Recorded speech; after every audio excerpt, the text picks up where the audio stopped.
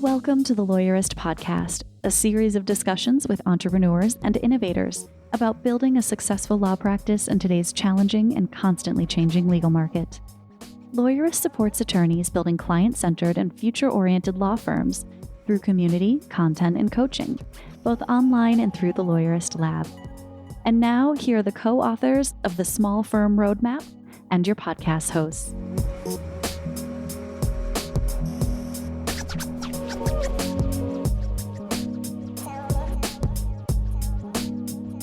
Hi, I'm Stephanie Everett. And I'm Zach Glazer. And this is episode 366 of the Lawyerist Podcast, part of the Legal Talk Network. Today, Stephanie is talking with author and professor Susan Ashford about how you can use daily experiments to grow as a leader. Today's podcast is brought to you by Posh Virtual Receptionists and Postali. We wouldn't be able to do the show without their support, so stay tuned because we're going to tell you more about them later on. So, Stephanie, talking about experimenting and growing, we've got one of our team values that I kind of want you to flesh out a little bit for me, and it's experiment like a lobster. And I think if somebody comes to our website, they're going to say, "When the hell is that?" I know, as they should. So what is that?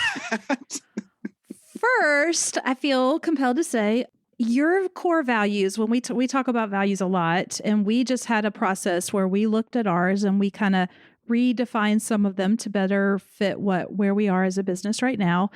They need to be authentic to you and speak to you. So the first is you get permission to have fun, and you can use whatever phrase makes sense to you. So I will first acknowledge that nobody knows what the hell experiment like a lobster means, except for the Lawyerist team. I mean, until we explain it. But it's fun, and it gives us permission to have lots of lobster paraphernalia that I gave out lobster floats to everyone at our team. We have lobster claws. Yeah. My wife was curious about the lobster float that I came back with. Yeah, I know. So it is fun, and it's silly, and it can be, I guess, is the first thing I would say. But for us, what it means is this idea is that we experiment, right? We question, test, analyze, learn, adapt, and improve and push ourselves for outsized impacts through relentless incrementalism. And then the idea is we practice what we teach. And so, most people hopefully by now know that our paid coaching community is called Lawyerist Lab. And I've always said that it's the lab because it's where you go to test and experiment and improve your business, right? Like the lecture hall is where you go and just listen to someone, talk for a long time. But the lab is where you go roll up your sleeves and you do stuff. And so in our lab program, that's where lawyers get to figure out and improve and figure out what's working and what's not. And honestly, that's how we run our business too. The lawyers team is constantly pushing ourselves and testing and experimenting and how can we improve and questioning why are we doing this and then how can we do it better? And that's how we run our business, and that's how we teach lawyers in our community to run theirs.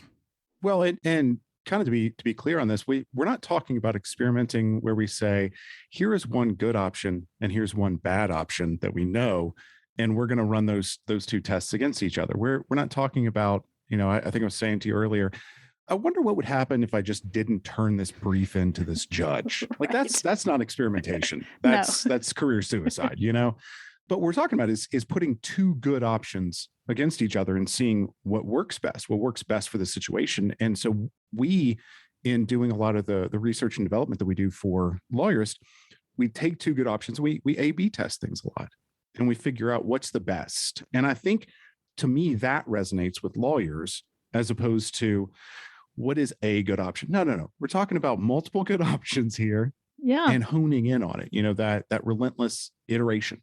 Yeah. And I think it's hard. Where we struggle as lawyers is we're perfectionists. And so we're nervous, even when I work with people on something as simple as their vision, what they want for their business, they get stuck because they're like, this has to be perfect. It has to be the most amazing vision and capture all the things. And I'm like, first drafts can never be perfect by their nature. So you have to just get it out there, and you have to work with it, and you have to live with it and struggle with it and see what, let it sit inside of you and stir around and see what comes up. And then you'll have an epiphany in a week or in a month or whenever, and then you can improve it. And that's what it wants to be. That's how, I don't know, that's how I think businesses exist. And so sometimes people come to us too and they're like, have all this judgment. Oh, I know I should have been doing it differently or better. And I'm like, whatever, you're where you're supposed to be. Let's just fix it and move on and start making those improvements so that you can get where you want to be. Well, and with with those making those improvements and the relentless iteration, final drafts are never perfect either. Yeah. In college, I did a good deal of painting and drawing, and you have the painting that you put up, and everybody is there to critique it, and you look at it, and you're your own worst critic, and you think, well, it's done, but it's, oh man, I could have done that better. But that's how we get better, is by looking at those things, accepting that, coming to it with a learning mindset, and saying, okay, well, how do I make this better?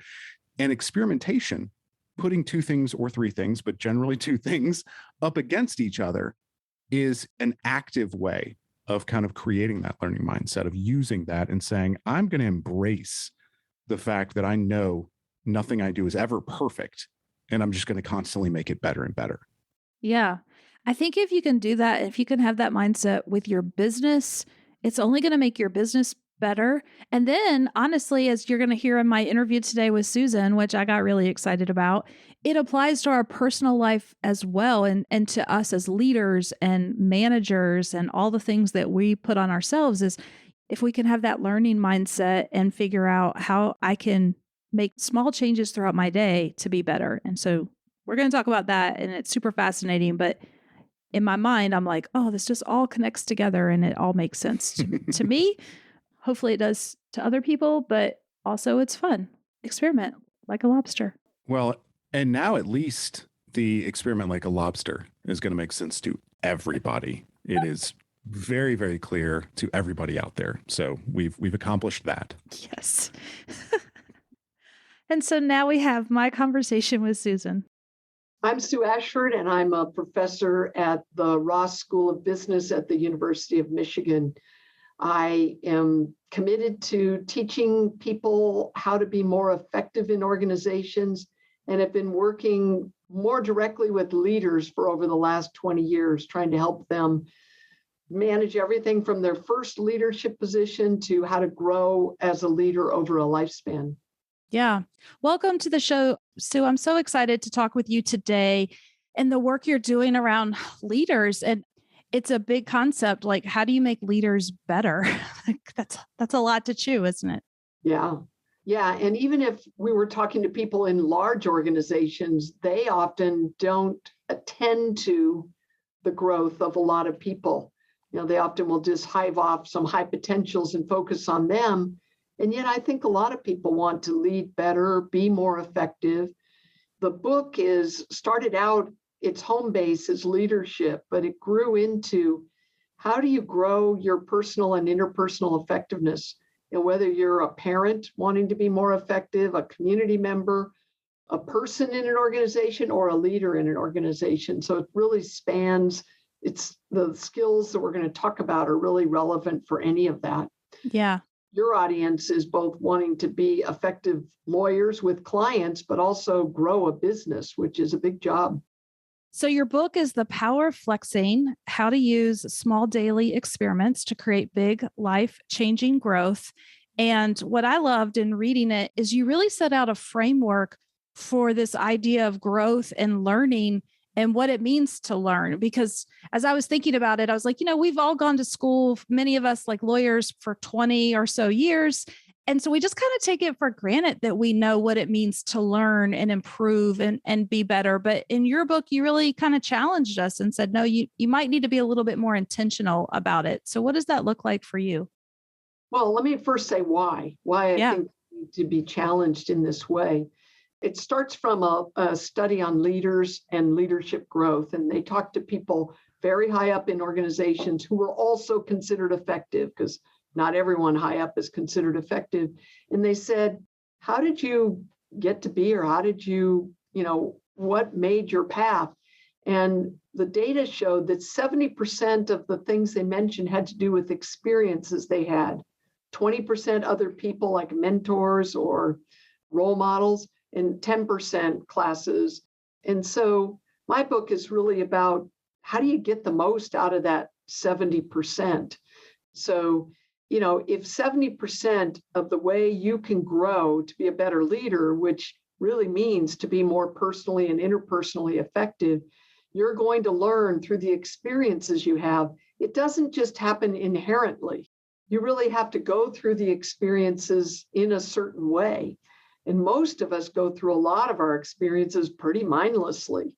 I don't know about you, but have you ever eaten mindlessly where you can't remember? I don't even remember lunch, much less was I there for it.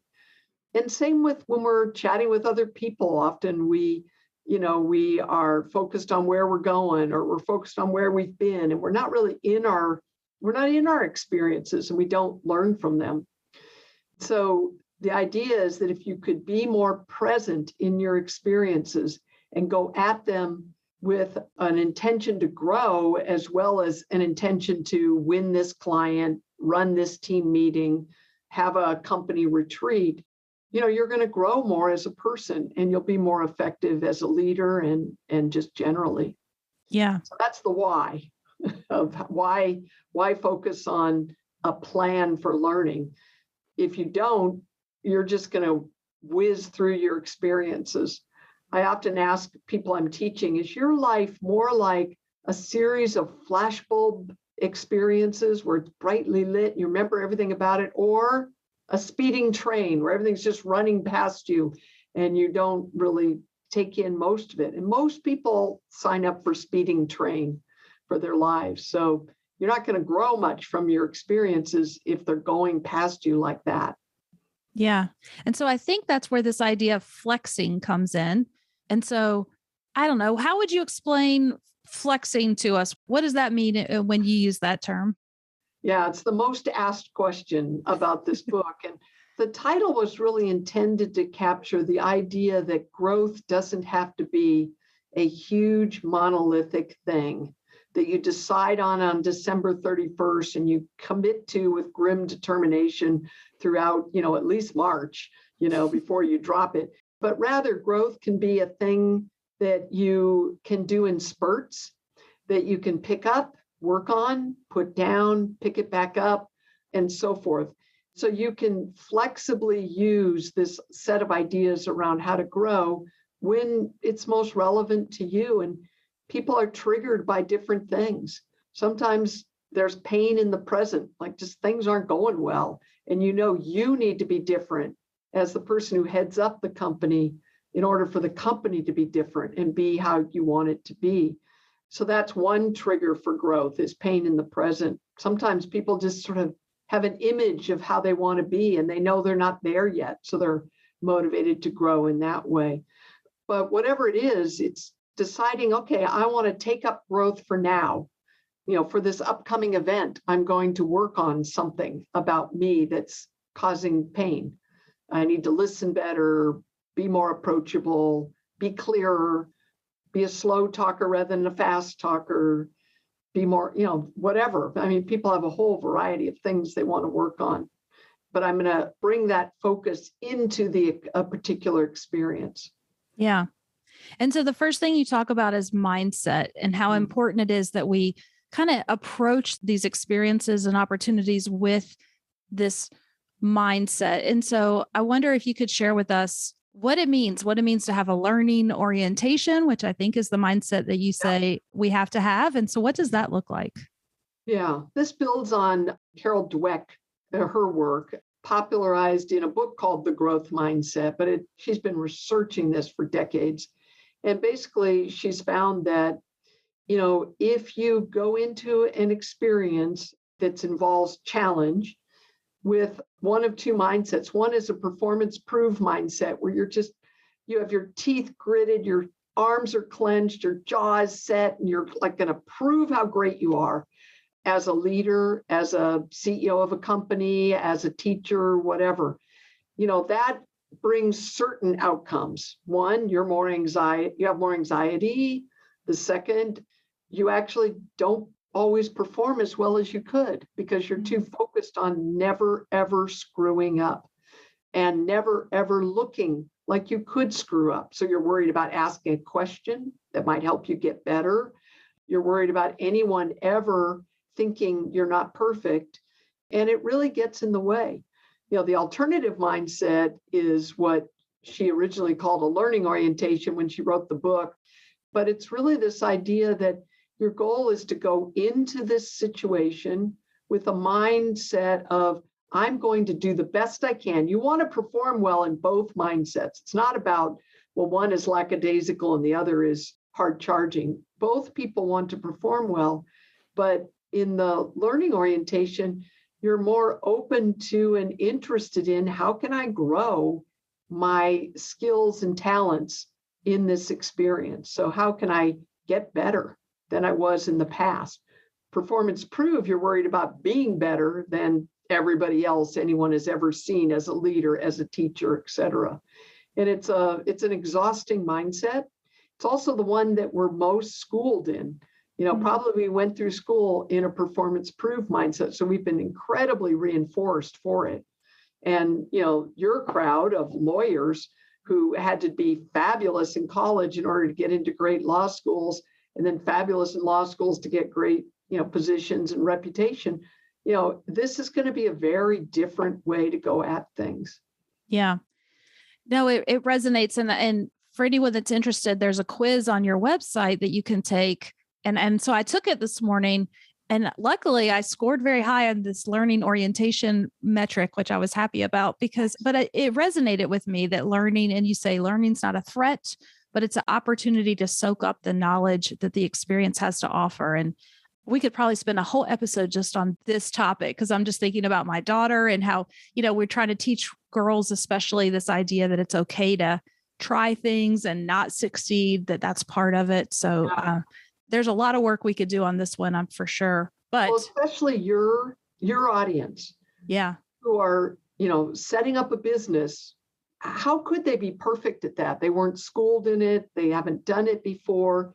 And so the desire to be perfect is going to drive out the ability to grow, because, everyone will sense that they can't tell you something that would make it better, because it would make you, crumble, because you're so set on perfection.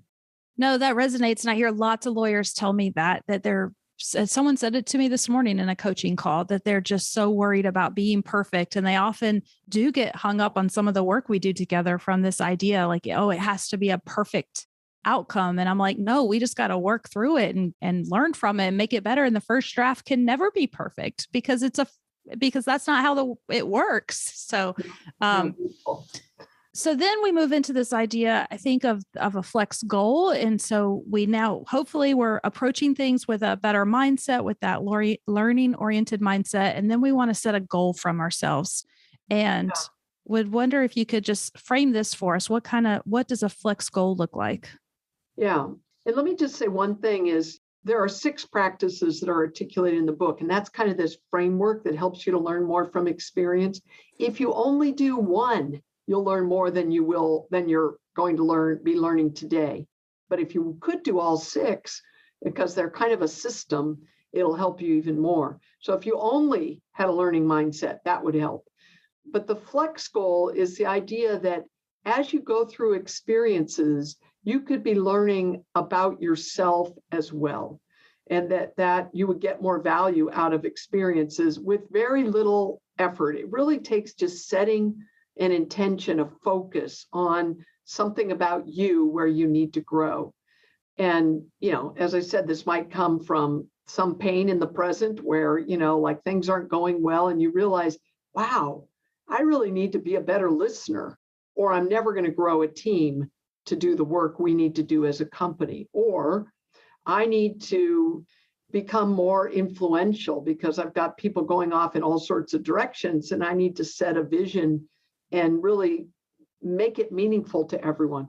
So people have different flex goals, different things they're working on based on what's going on in their life. And so the idea is then when you go into an experience, a team meeting, a weekly team meeting, for example, you're not only doing the meeting, but you're paying attention to, let's just use listening as an example. You're paying attention to your listening. things that get in the way of your listening. Sometimes you're really good at listening to one person, but not the way that other person talks. Like it's really hard to hear them. And, by paying attention to it, you're realizing it. But the idea is that if you don't set an intention to learn about a particular thing, you're just going to get lost in the experience. So it's kind of bringing a second focus to the experience. Yeah, that makes sense. And it feeds right into the third step around experimentation. And I have to confess that I did this morning, which I loved the approach here that you set out with this idea of experimenting. My team, we did an exercise at our retreat a couple of weeks ago where everybody shared one thing that everyone on our team does that really helps the team and one thing that maybe takes away, hurts the team. And then as the listener, so I listened to everyone on my team give me that feedback. And then I said, here's what I'm going to work on. So I'm working on staying open and listening to different perspectives.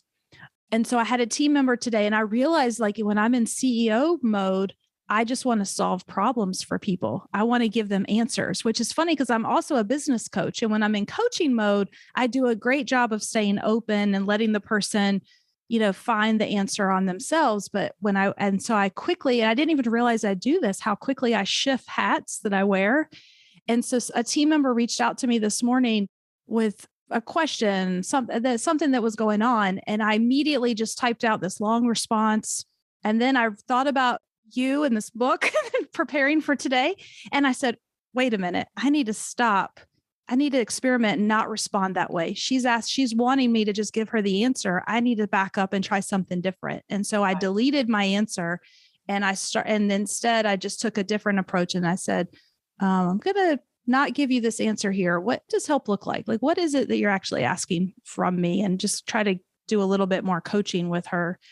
So maybe I got this right or wrong, but this idea, I think the third idea is that you're looking for ways to try something different and then maybe how you react to experiences. Is that how you would phrase exactly. it? No, it's a great example. And I can see why you scored high on a learning mindset because you clearly have one. But the idea is that it goes back to a quote that's often attributed to Albert Einstein that, insanity is doing the same thing over and over and expecting different results. Like you have your comfort zone and then the magic happens somewhere else. You got to get out of your comfort zone. And your comfort zone are your automatic responses. So once you're intentional on wanting to grow in, you said, being open and listening to diverse people, then you need to try some different things. And it's interesting because I usually talk about it as try some, like set up your experiments in advance. Like I'm going to repeat back what I hear before I offer advice.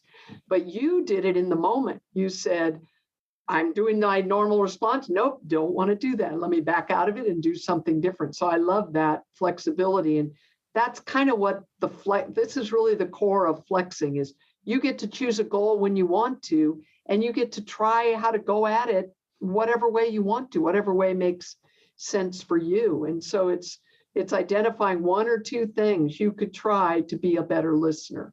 Yeah. So it might be making sure that you speak last as the business owner and you let all your team speak first. And it might be that you offer a summary before you say anything else, whatever you decide to do, but you decide on a couple of things. Yeah. And that was going to be one of my questions is, are there tips you have to keep this top of mind? Because I could imagine that if I'm in a team meeting, when you're in the moment, it is just so easy to go back to those everyday habits. And then after the meeting, be like, oh, I totally blew that chance for an experiment. Because that's probably what I would have normally do. So any thoughts like how can you remind yourself and keep this top of mind? Yeah. Well, I can tell you what one guy did. He was concerned about being more approachable. That was what he was trying to grow on. And it was he was practicing it during a task force that he led. He had one of his experiments, he had three of them, but one was to smile more. One of the things he realized is that his resting face was not as bad as the one that just went through all your listeners' minds, but it was serious, somber. And so what he did is on the the folder that he would take to all the meetings, he just put a little Post-it with a smiley face on it. And, you glance at your folder and he just would be a reminder to him of doing that. He also wanted to get to the meeting early so he could greet everybody, because his normal mode would be go to the meeting at the last second, walk in and immediately start the task, So he set a calendar alert and he made a commitment. When that calendar alert goes off, I stand up and I go. And, these things were really useful for keeping it. One really helped him, get there to do it. And the other helped him to see it in the flow of things. But that is a little bit the rough spot, is how do you remember to do your experiments? You could put a rubber band around your wrist and, oh yeah, that band, something that's a visual reminder. Yeah, that makes sense. Well, let's take a quick break. We'll hear from our sponsors. When we come back, I want to get to the fourth step, which is the one I struggle with the most. So I bragged. I now got to say where I struggle. The Lawyerist Podcast is brought to you by Posh Virtual Receptionists. As an attorney, do you ever wish you could be in two places at once? You could take a call while you're in court, capture a lead during a meeting, or schedule an appointment with a client while you're elbow deep in an important case? Well, that's where Posh comes in. Posh is a team of professional, US-based live virtual receptionists who are available 24/7, 365. They answer and transfer your calls, so you never miss an opportunity. With Posh handling your calls, you can devote more time to billable hours in building your law firm. And the convenient Posh app puts you in total control of when your receptionist steps in. So if you can't answer, Posh can. And if you've got it, Posh is always just a tap away. With Posh, you can save as much as 40% off your current service provider's rates. Even better, Posh is extending a special offer to Lawyerist listeners. Visit posh.com/lawyerist to learn more and start your free trial of Posh Live Virtual Receptionist services. That's posh.com/lawyerist.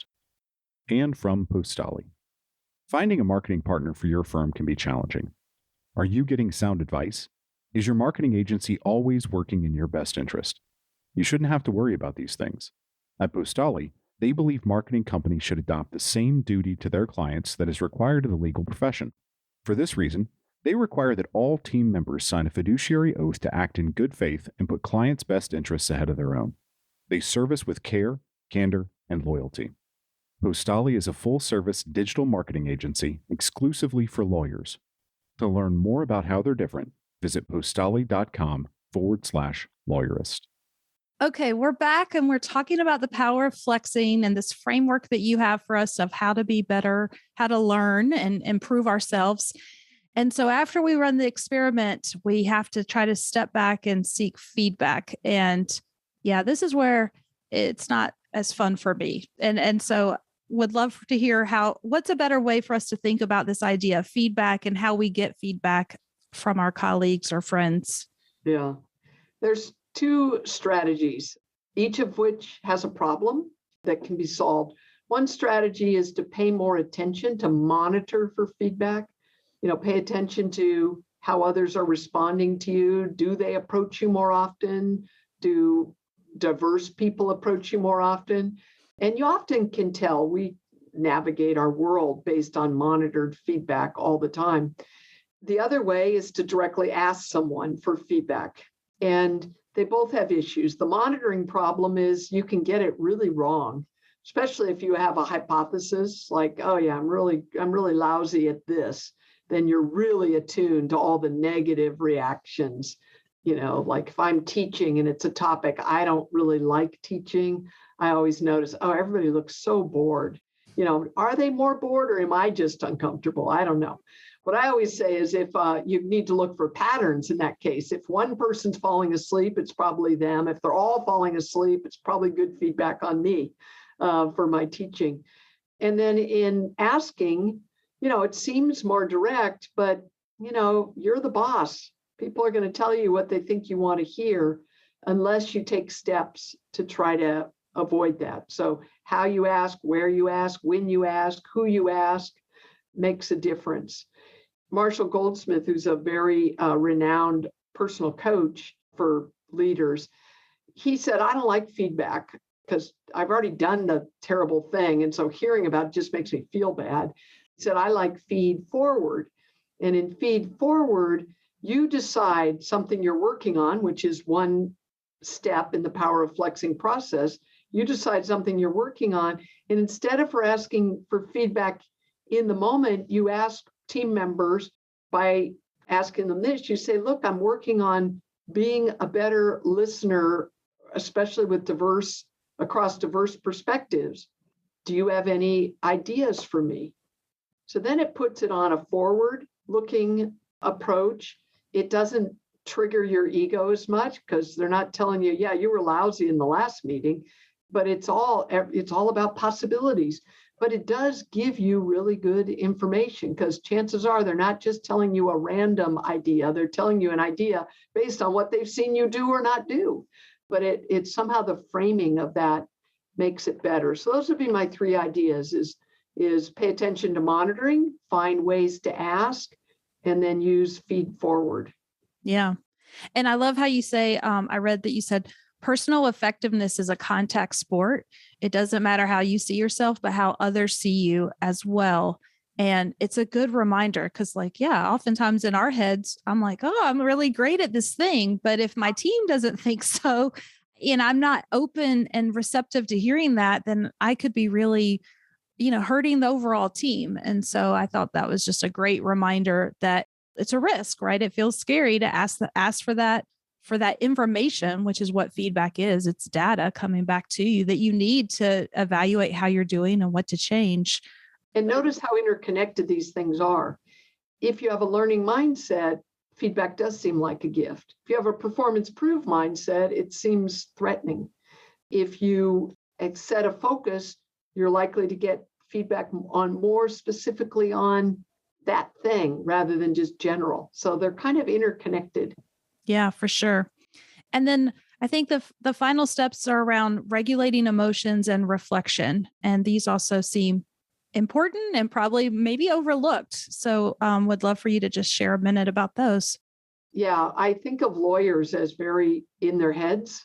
I could be wrong. No, I think you're right on that one. Yes. Yeah. And not in touch with emotions. The MBA students I teach are not that much different. They're pretty analytical. I often tease my MBA students that they only know 2 emotions, good and bad. I feel good, I feel bad, but emotions really get in the way of our learning. If we're emotionally triggered such that we have an emotional reaction to someone, it's hard to be open and listen to them. And, the first step is really understanding that you are feeling an emotion and maybe getting a more nuanced language for what that emotion is. I'm feeling shame. I'm feeling disappointment. I'm feeling anger. I'm feeling discouragement. Those are very different emotions, but those emotions can get in the way of you learning from a particular person or just in general. Like I had a guy when I was the school's senior associate dean, and meeting with him was painful. He was just such a downer. It was just painful. And I finally, as one emotion regulation strategy, I told my assistant, I said, don't ever put him on a Monday. I can't deal with him on a Monday. By Wednesday, I think I can deal, it'll be fine. It won't knock me off my course. So that's kind of, the book talks about a ton of different regulation strategies, but that's one, which has changed the situation. Motion regulation is probably the hardest thing to do, but it starts with, and the only thing I'd sort of put on the agenda of your listeners, it starts with just becoming more aware of what you're feeling and what the cost of it might be. Yeah. What you're giving up by going with that feeling. Yeah, that's helpful. When I read it, that part, I'm like a little bit on that train in the sense what you talked about in the beginning, right? Like I could see myself having this learning mindset and doing the experiments, but then I'd be like, I think I would be tempted to just be on with the next thing. Okay, let me go experiment again. And this idea that, you really do need to take a step back and reflect, regulate your emotions and reflect on what you're seeing. I think I can help with that because I don't think it has to be on your mind all the time.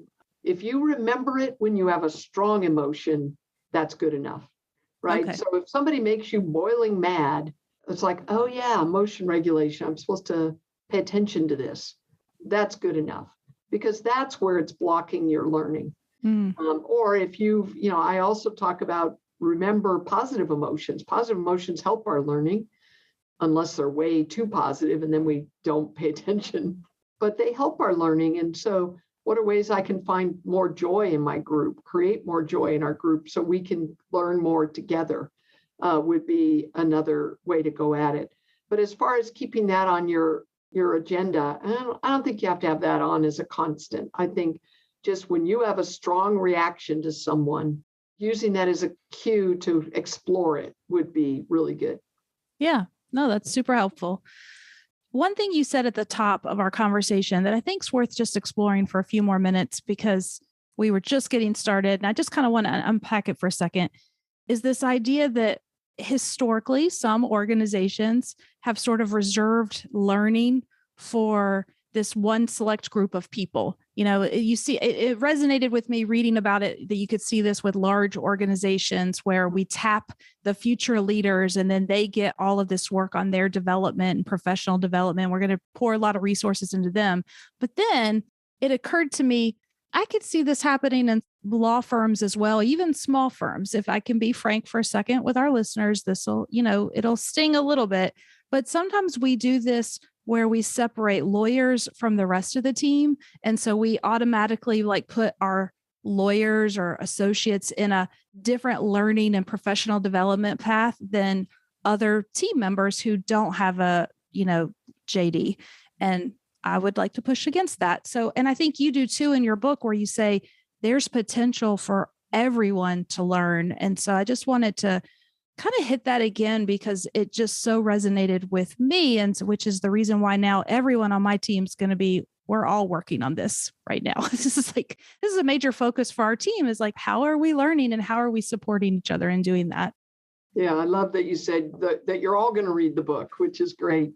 Yeah, I think that, there's two ways to think about it. One is, if we taught people to grow themselves, we could think about, well, what structures could we put around that to support and enable that growth? And it might be things as simple as, on our retreat, we're going to talk about, where is your growth goal? And we're going to talk about what that looks like. And then we're going to pair people up, and they're going to be an accountability partner. They're going to learn what experiments you're going to try, and they're going to check in with you 3 months down and 6 months down. And then next year, we're going to all get together and we're going to talk about how did we grow? What did we learn? I think something like that supports the growth that you want to be happening among your people, among all the people. I mean, the reason for all is the world is just getting very complex, dynamic, change is happening that we need to adjust to. And we really need everyone's oar in the water. And, we've seen this dramatically during the pandemic, right? And so firms that created firms of leaders, I think, did better when the pandemic hit than firms where everybody's waiting to hear what's going to come down from on high. And I think, small law firms are no different in that way. So the second thing, one is you can support individual learning. The second is you can create a culture that really values learning. And that is everything from artifacts that are around that promote learning, goofy signs that say this or that about learning, to the questions that people ask in their one-on-one meetings. How are you growing this quarter relative to some goal you set last quarter? In what way are you growing? The last chapter of the book talks about Satya Nadella and his CEO term at Microsoft. And he took that over. He had just read Carol Dweck's work, and he said, look, we need to be a learning organization. And the results for Microsoft have been pretty dramatic, big change culturally. My students all want to go work there now, whereas 10 years ago, not as much, and so I think you can change a culture, and I think it attracts better people because people want to grow in their life, and now they can do it in your company. And that feels good to them. So it has more meaning and they stay. So I think those two things can be attended to and can sort of lift all boats, and it'll be to the betterment of all. Yeah, for sure. So the book is The Power of Flexing. I highly recommend it to everyone. I'm not kidding when my whole team is going to be reading it so we can work on this together, because we're trying to create a culture of learning. Grow as people is one of our core values as a team. And we talk about that as professional growth and personal growth. And so I'm so thankful that you wrote this book and gave us this framework, because I'm excited to go experiment some more. Well, it makes my heart happy to hear that. That's my highest order principle purpose in life, which is to help people. So if it's helpful, that's all really good for me. The Lawyerist podcast is produced by Bailey Tiller and edited by Ryan Croft. Are you ready to implement the ideas we discussed here into your practice? Wondering what to do next? Here are your first 2 steps. First, if you haven't read the Small Firm Roadmap yet, grab the first chapter for free at lawyerist.com/book. Looking for help beyond the book? Let's chat about whether our coaching communities are right for you. Head to lawyerist.com/community/lab to schedule a 15-minute call with our community manager.